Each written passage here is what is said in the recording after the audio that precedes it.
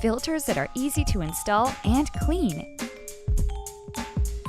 Available for most models. This filter installation video is for the Lasko 40-inch Hybird Tower Fan filter.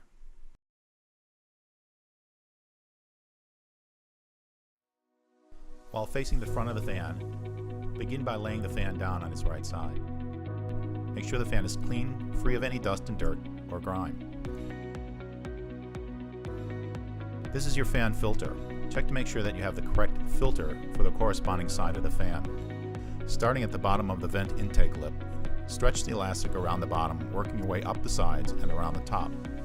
The silicone rubber will grip the sides of the inlet housing and keep the filter in place. Check to make sure the filter is sealed correctly on all sides.